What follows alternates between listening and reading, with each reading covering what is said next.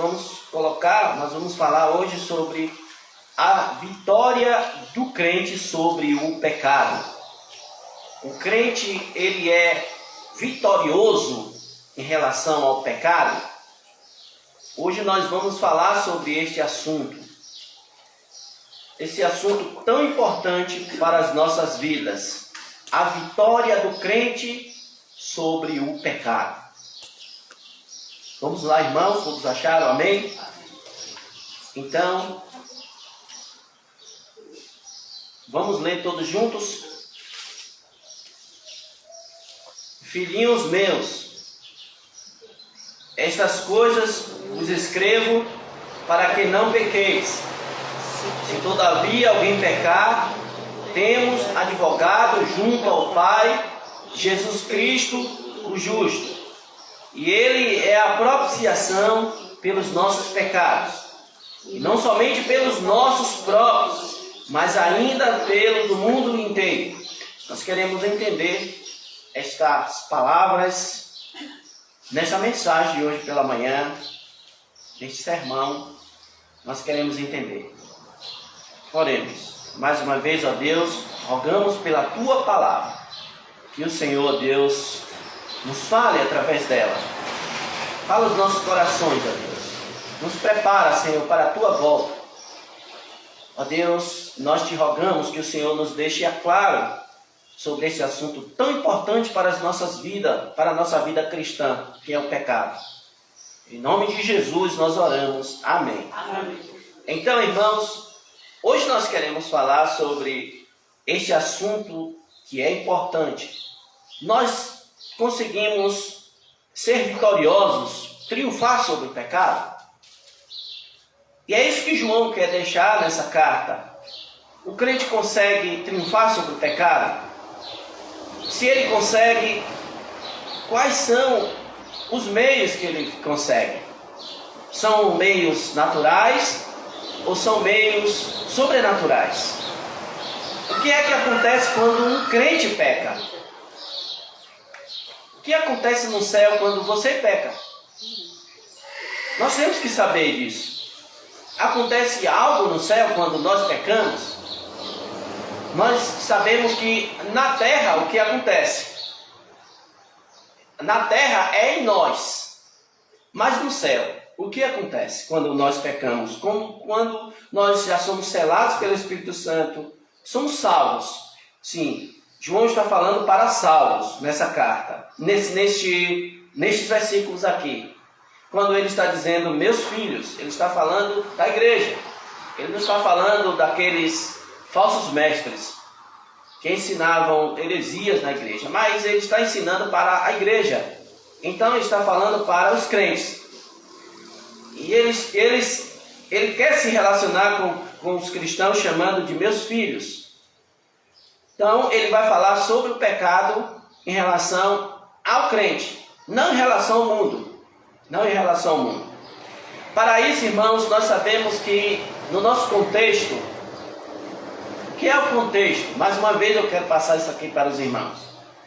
O contexto é quando você pega um texto, mas quando você olha o que é que está acontecendo atrás, o que é que está acontecendo lá na frente.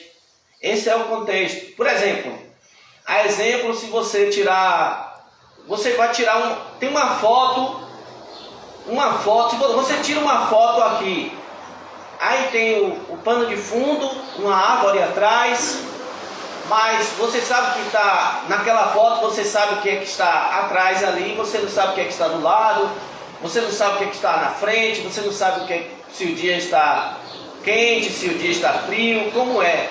Você só está vendo aquilo ali. Aquilo ali é o imediato, aquilo que você está vendo.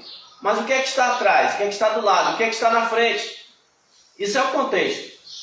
O nosso contexto, para nós entendermos o texto que nós lemos, é que João está falando sobre a natureza humana. A natureza humana, antes ele estava falando sobre a natureza do Filho.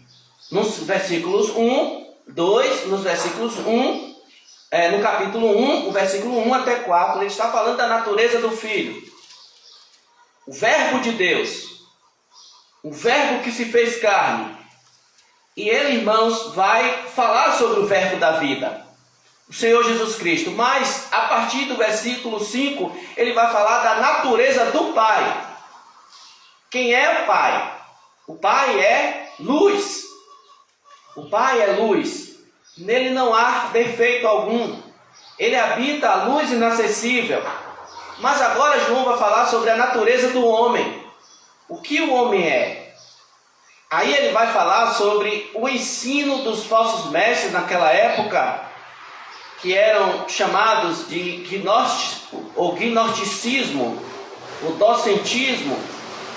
Eles entravam na igreja e ensinavam que em relação ao homem, em relação ao pecado, eles diziam que, no versículo 5 ele diz, versículo 6, se dissermos que mantemos comunhão com ele e andarmos nas trevas, mentimos. Ou seja, eles queriam ensinar que eles podiam ter comunhão com Deus e ao mesmo tempo viver em pecado.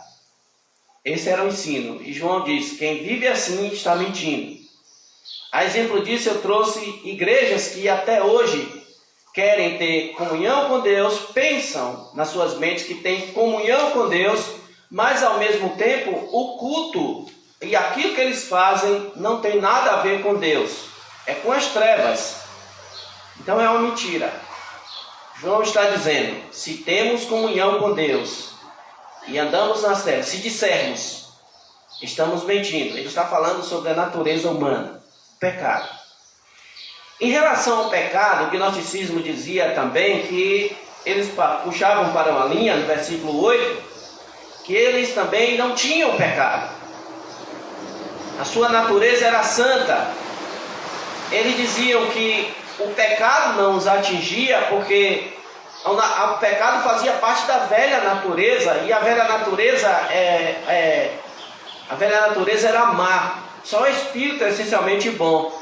Mas a carne era matéria, era má, e tudo que é matéria era mal. Então eles estavam vivendo, eles podiam dizer que não tinham pecado nenhum, serem homens totalmente espirituais, santos, reverenciados, e eles diziam, não tenho pecado, o pecado não me atinge, eu não tenho pecado, sou um santo. Não tem pecado nenhum.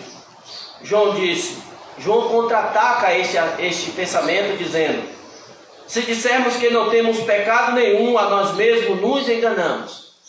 Então eles ensinavam que podiam viver nas trevas, ter comunhão com Deus e viver nas trevas. João disse, isto é uma mentira.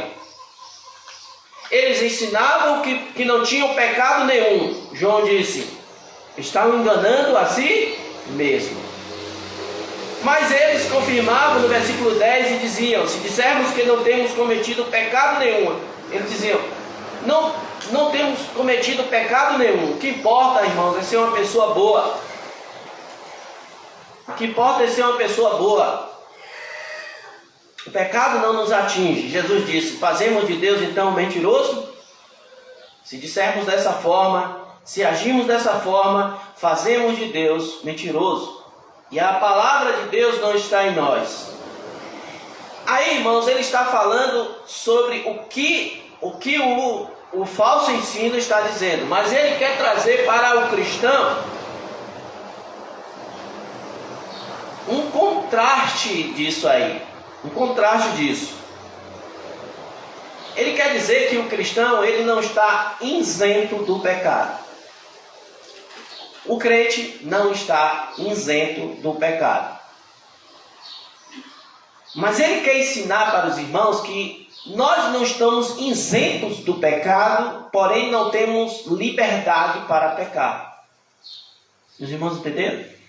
Nós não estamos isentos do pecado. Por exemplo, o que é isenção do pecado? O que é uma isenção? Por exemplo, eu tenho um carro 2013. Ele ainda não está isento. Ele só está isento do imposto do IPVA quando ele completa 15 anos. Mas enquanto isso eu estou pagando um alto preço. O valor dele é R$700, 730. para me quitar ele todo ano, porque o carro a gente se engana, pensa que é nosso, mas na verdade ele é do governo. E eu tenho que pagar por ele. Quando completar 15 anos, ele fica o quê? Isento. Ele ganha isenção.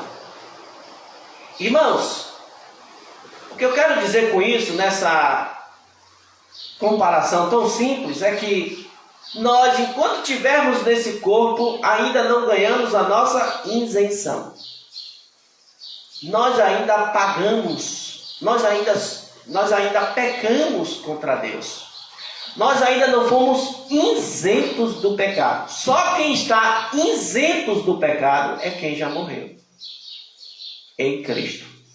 Quem já morreu em Cristo, ele está isento. A morte nos livra do pecado. É por isso que diz a palavra de Deus em Coríntios capítulo 15: onde está a morte, o teu aguilhão? E o aguilhão da morte é o pecado. E os crentes triunfando sobre a morte, ele diz: onde está a morte, o teu aguilhão? Porque agora tu não me prendes mais, porque já estou livre do pecado. Todo cristão que morre em Cristo, ele já está. Eu não sei se isso é o cristão que morre em Cristo, né?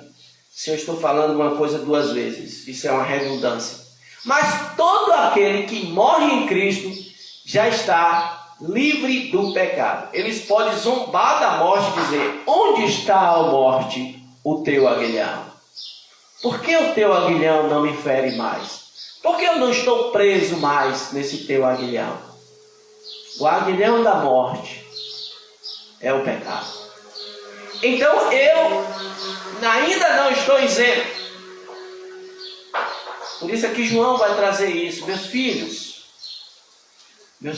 vocês não estão isentos. Meus filhos, estas coisas vos escrevo para que não pequeis. Se eles diziam que não tinham pecado nenhum, porém João está dizendo: nós somos culpados. Mesmo sendo declarados justos, mas nós temos a consciência que nós somos salvos pela graça. Que nós somos salvos pela fé, por meio da graça, pela fé.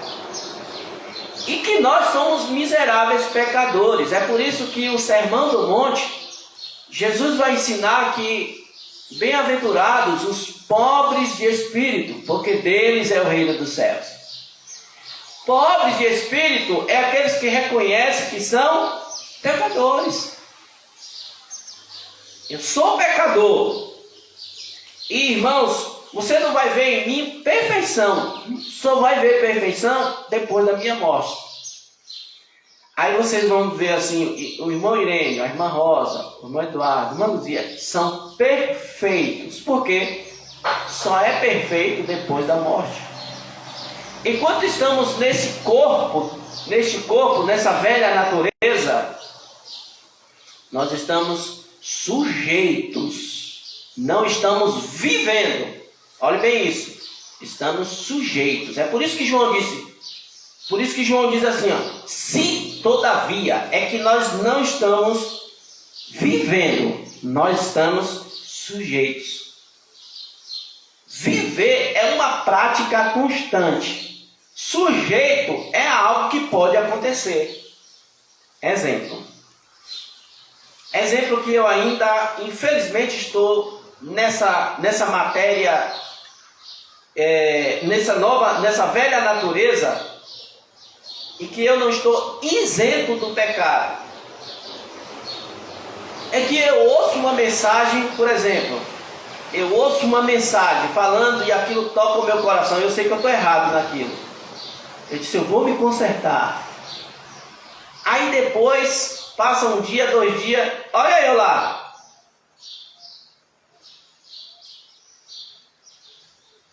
Mas aquilo não é uma prática. Agora o pecado é um corpo. Eu costumo dizer que o pecado é um corpo estranho em nós.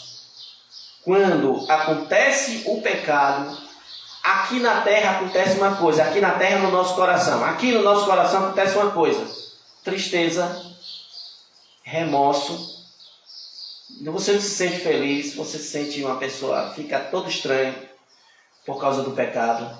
Se aquilo que você cometia antes, você cometeu um deslize, por exemplo, você antes da sua conversão, a palavra torpe, por exemplo, tudo que a gente falava era xingando. Não é todo mundo que é assim não.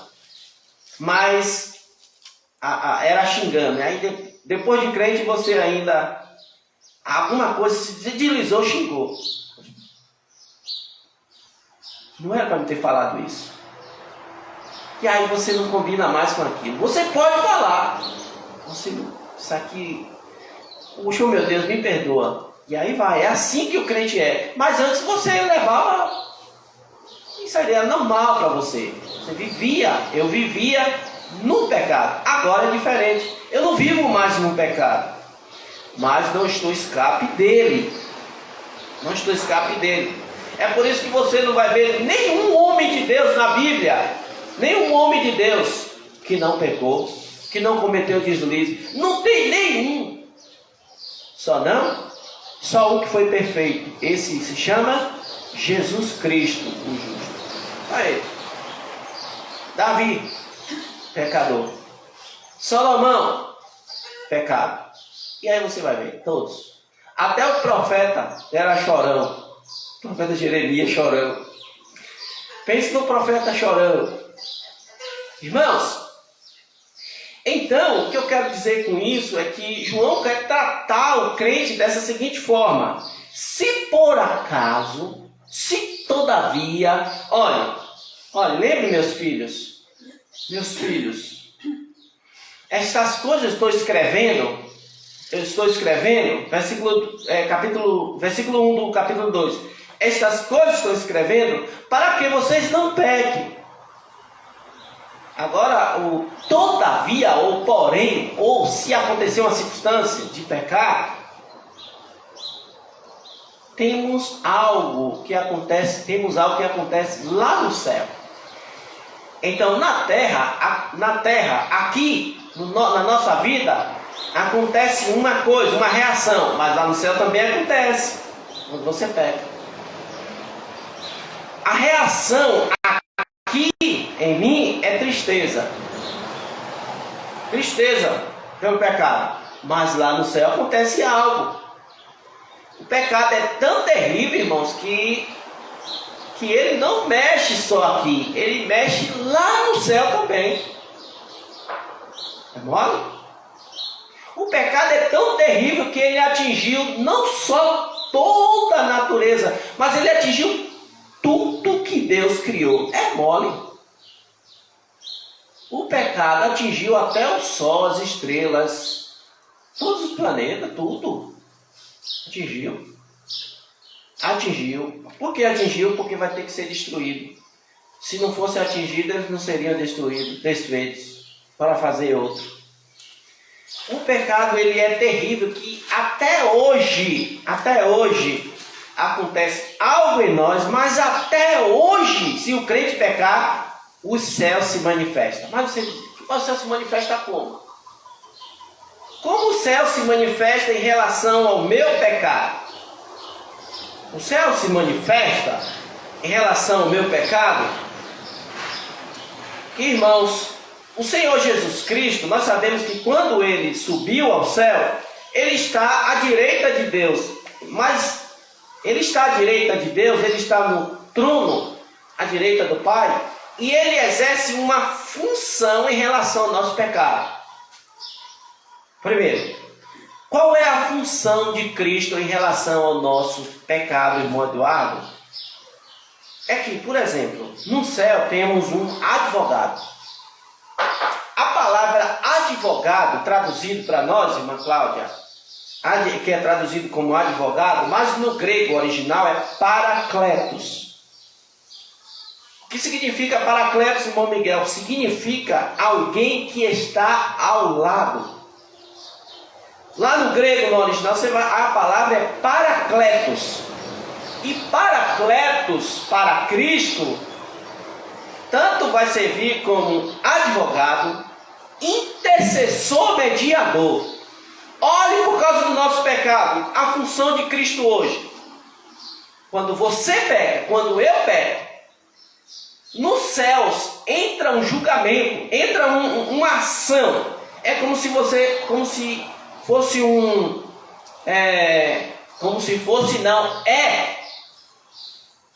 interrogatório. Eu vou dizer por quê. Há um interrogatório, há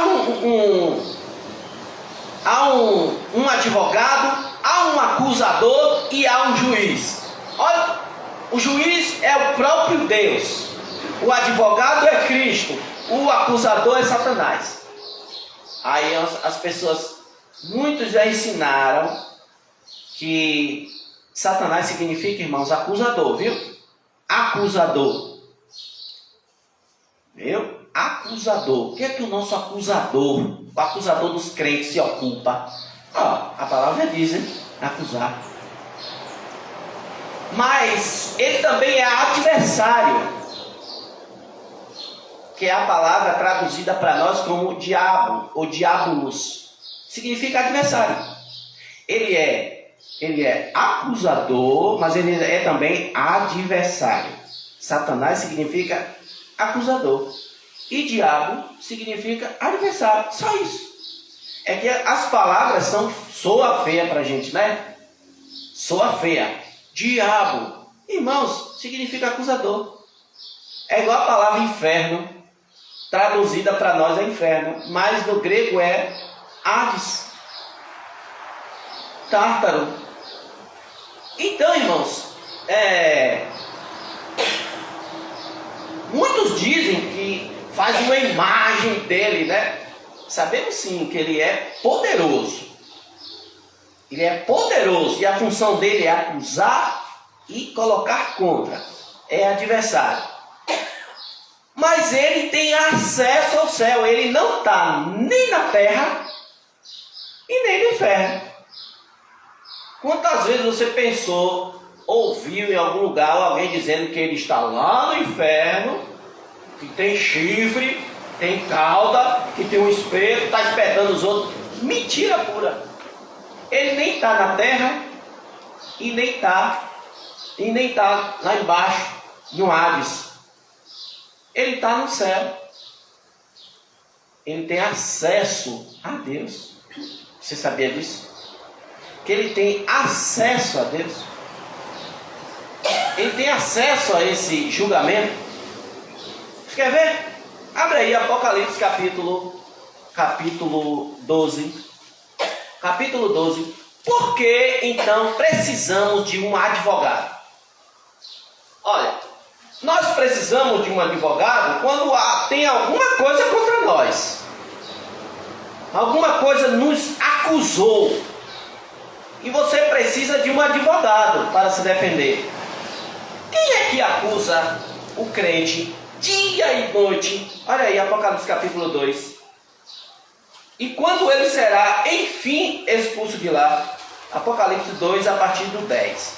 Acompanhe comigo. Se você não abriu, olha só, Apocalipse 12, versículo 10. Então ouvi grande voz do céu proclamando: agora veio a salvação, o poder, o reino do nosso... Apocalipse 12, a partir do 10. Então ouvi. Se você ainda não achou, ouça a leitura. Então ouvi grande voz do céu proclamando: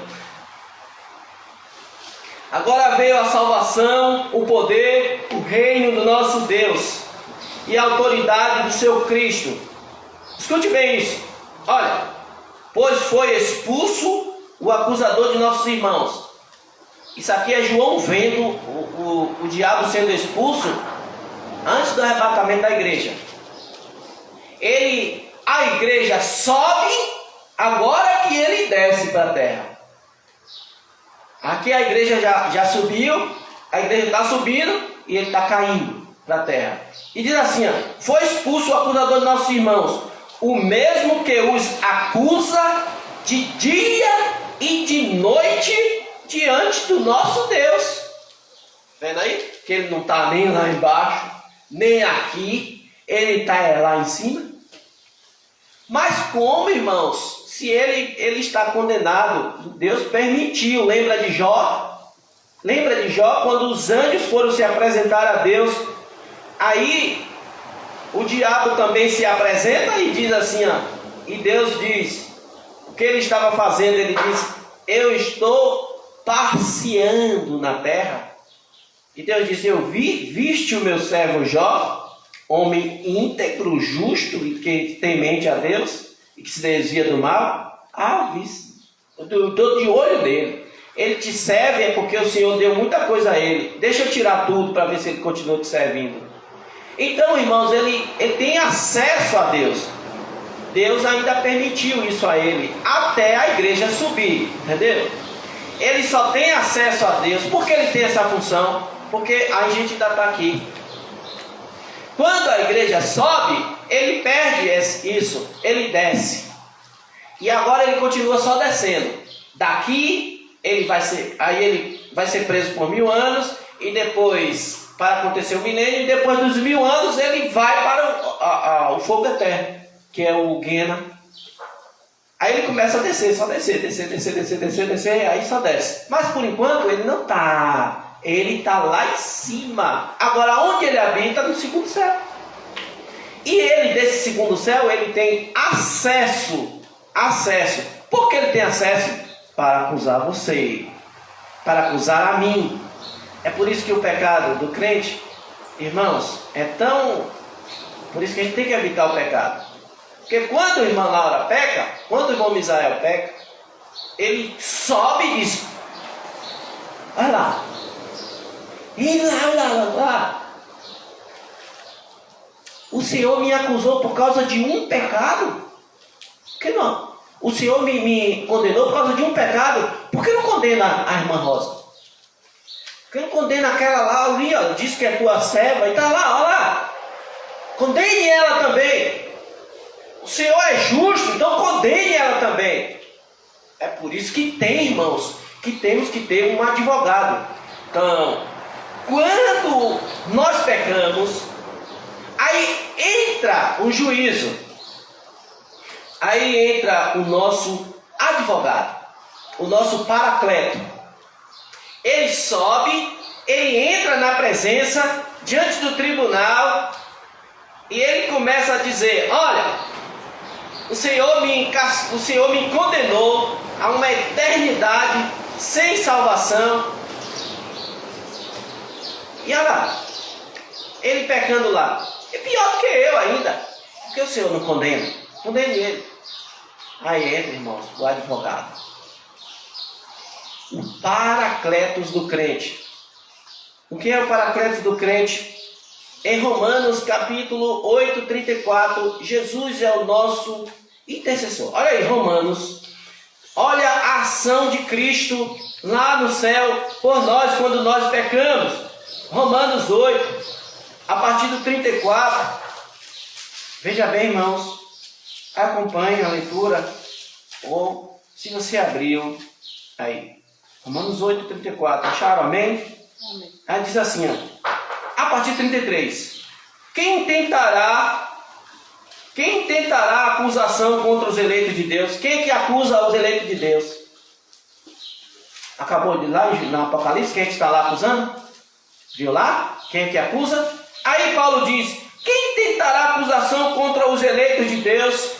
É Deus quem justifica.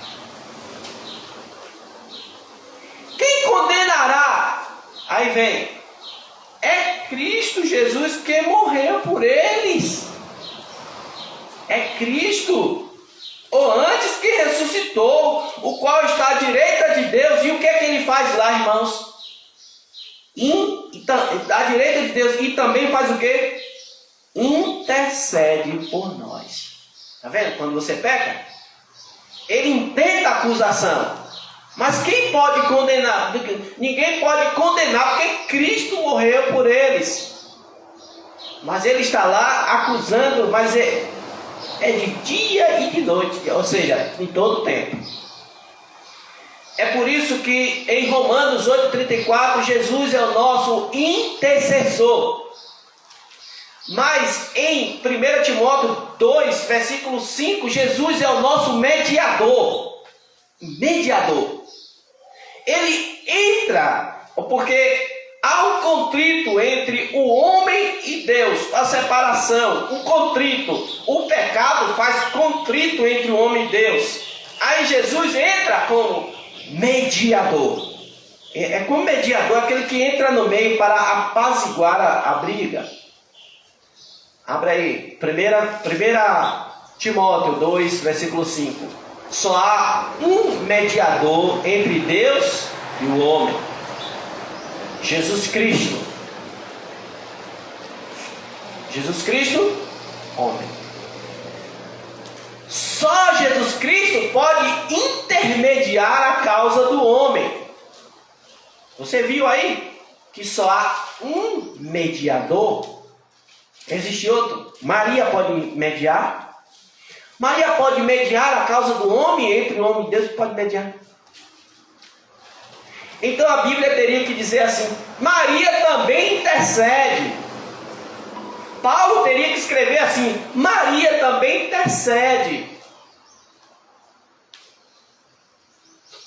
Lá para Timóteo teria que ter colocado assim: Maria também faz a mediação. Mas não, a Bíblia diz que só há um mediador entre Deus e o homem. Então, em Romanos 8,34, Jesus é o nosso intercessor.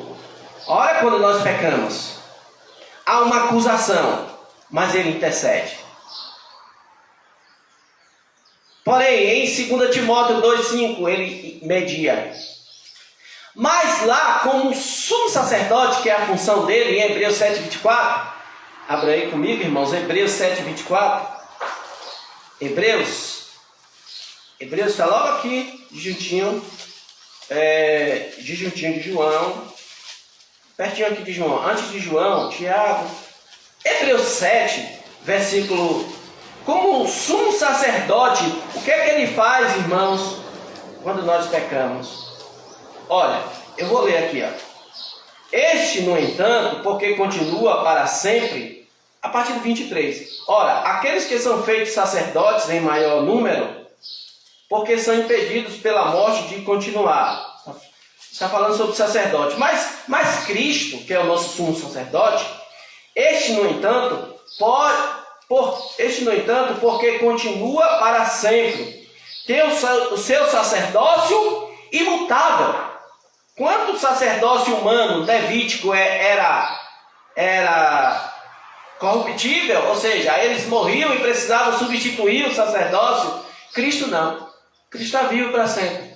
Ele é o sacerdócio eterno. E diz: por isso também pode salvar totalmente os que por ele se chegam a Deus, vivendo sempre para interceder por ele.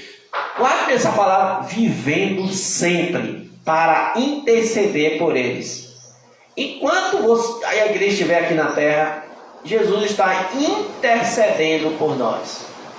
Em Romanos 8,34, Jesus é o nosso intercessor. Em 1 Timóteo 2,5, Jesus é o nosso mediador. Em Hebreus capítulo 7, 24, Jesus também intercede para sempre, sempre por nós. E em João, capítulo 2, Jesus é o nosso Paracletos, advogado. Irmãos, mas é um advogado diferente. É um advogado diferente porque os advogados daqui da terra, irmãos, são advogados que podem ser corrompidos, pleiteia a causa injusta, quer justificar as pessoas, podem comprar o advogado, pode comprar o juiz, se tiver muito dinheiro, compra a causa, e eles julgam a causa de maneira torta. Mas Jesus Cristo não. Quando ele advoga por nós, ele não está colocando nós como inocentes, porque ele é justo. Quando ele advoga por mim, ele me coloca como culpado. Porque ele é justo. Jamais ele declara, ele diz assim, ó, não, ele é inocente. Não, nós somos culpados. A questão é que o justo morreu pelo culpado. O advogado da terra diz assim, não, o cidadão fez barbárias. Aí você vai dizer, não é possível que alguém vai ter um advogado para esse cidadão. O cara vai lá dizendo, não, ele não matou ninguém, ele não fez isso não. Que é isso? E ele sabe que o cidadão fez. Jesus Cristo é diferente. Jesus diz, ele é culpado. Porém, eu morri por eles. Eu paguei o preço por eles. Aí o diabo mete a cara entre as pernas. É um modo, eu estou dizendo, né? Eu estou dizendo que o diabo tem perna. Eu estou dizendo, irmãos, que ele não tem como. Não tem como. Quando Jesus diz, ele é culpado. Ele é culpado sim. Olha as marcas na mão. Olha os pés. Olha o transpasso. Olha o sangue. Eu paguei. Por cada justo está pago.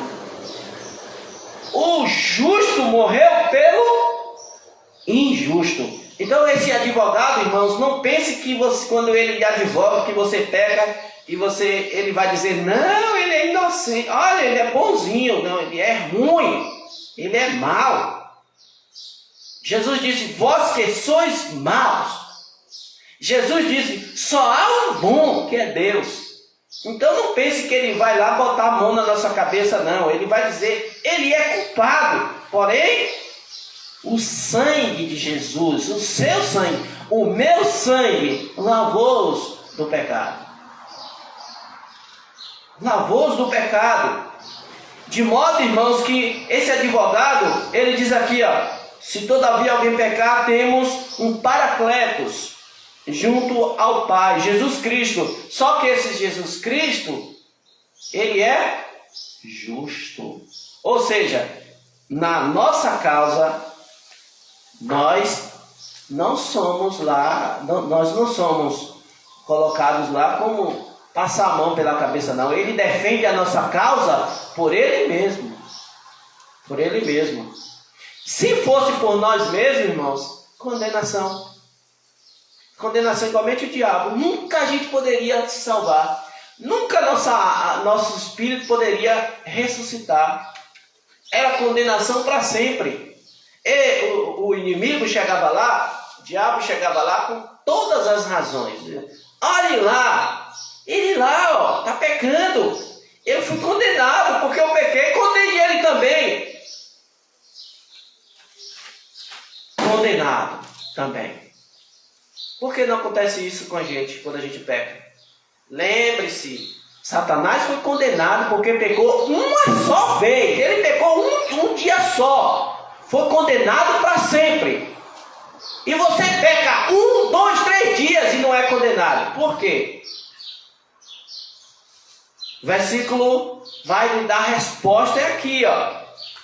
Sabe por quê, irmãos? Não somos condenados? A resposta está aqui, irmãos.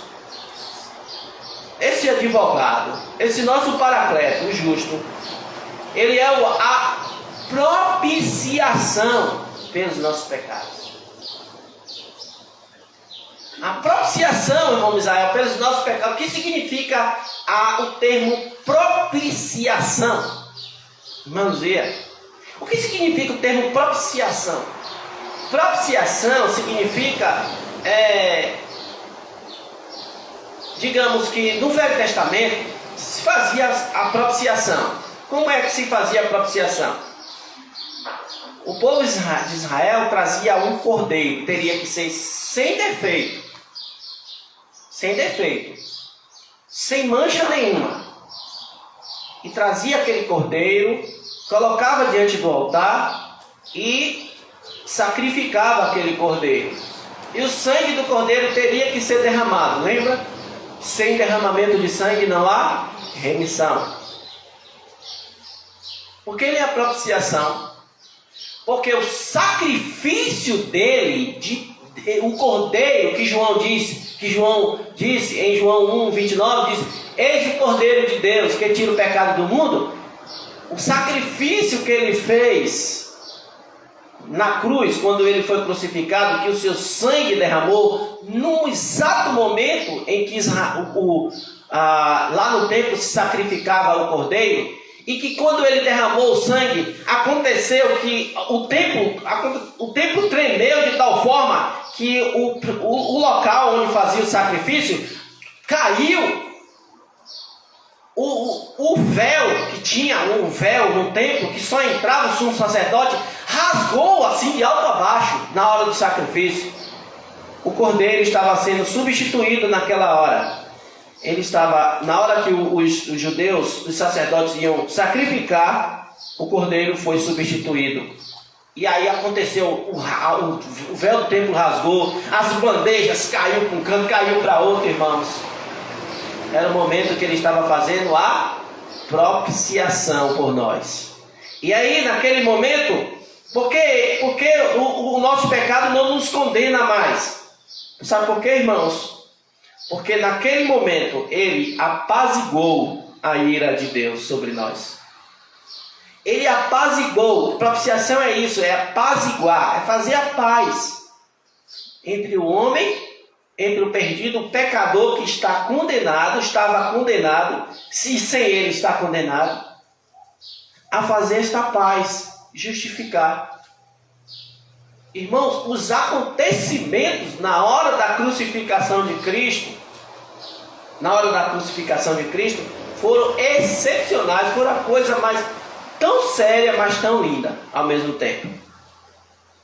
Imagine naquela hora que ia sacrificar o cordeiro é substituído.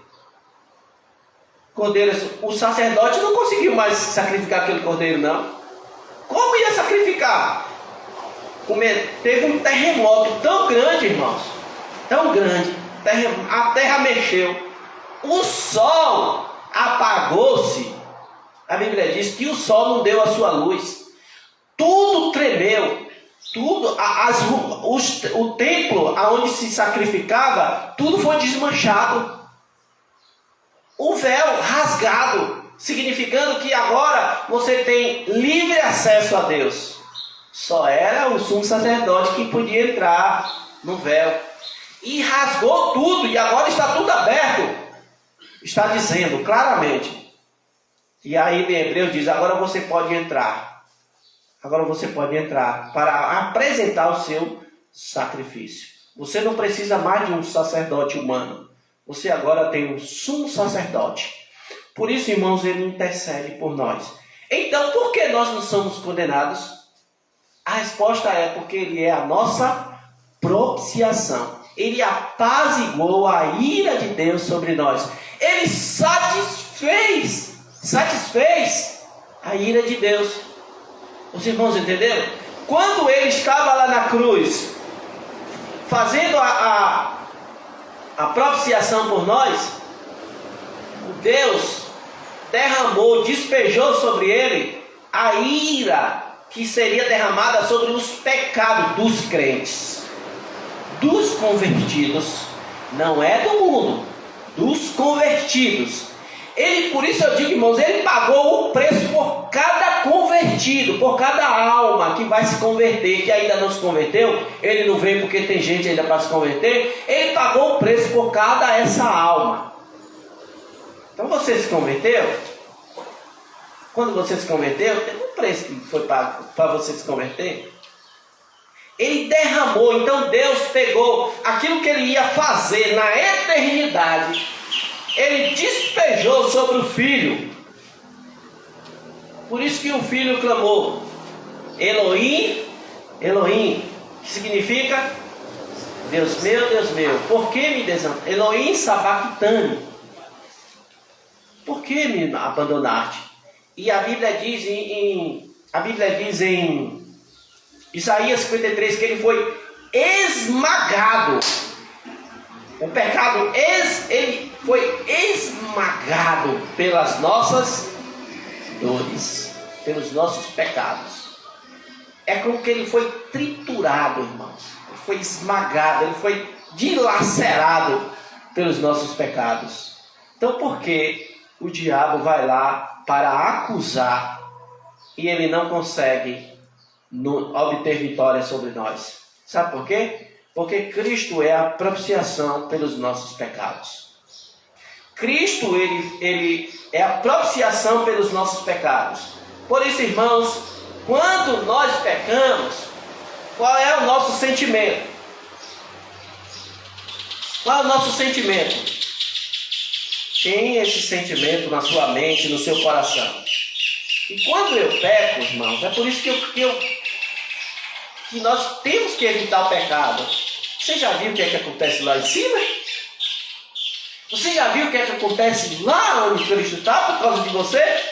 Você já viu que o inimigo, ele vai para lhe acusar, e aí Jesus Cristo entra advogando por você, e há digamos assim, para a gente entender, um rebuliço no céu por causa do seu pecado, porque ele vai para pedir para te condenar.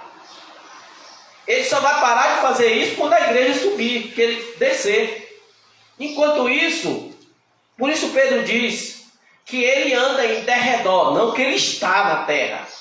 Porém, ele tem os seus mandantes, que são os anjos que caíram, e que Deus permitiu que ficasse entre a terra e o céu. Não é o paraíso onde os crentes moram, segundo o céu.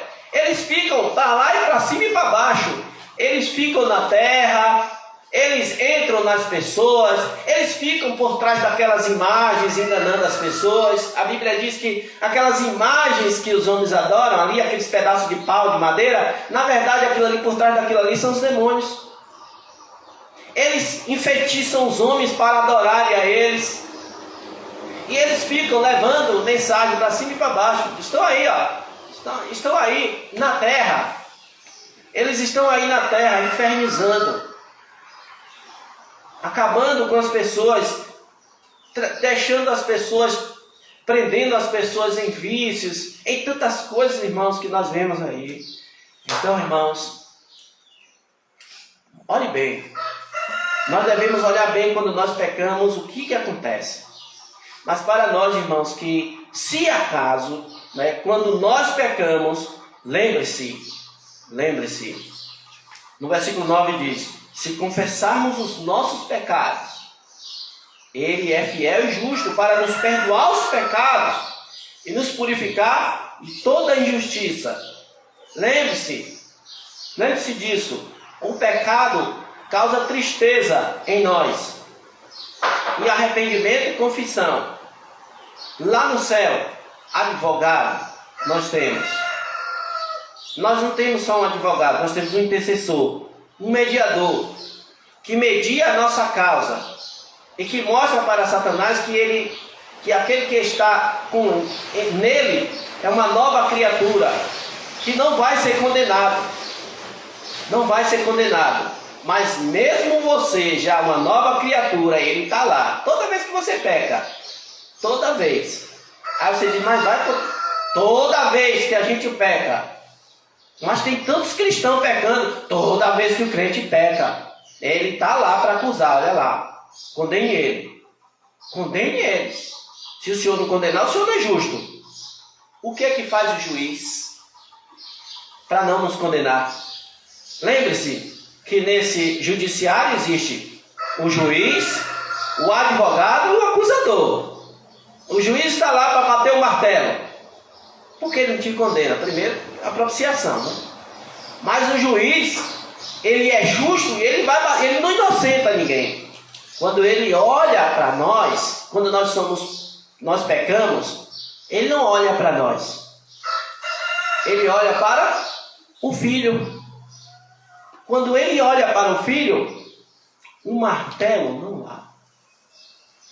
Não condena, não nos condena.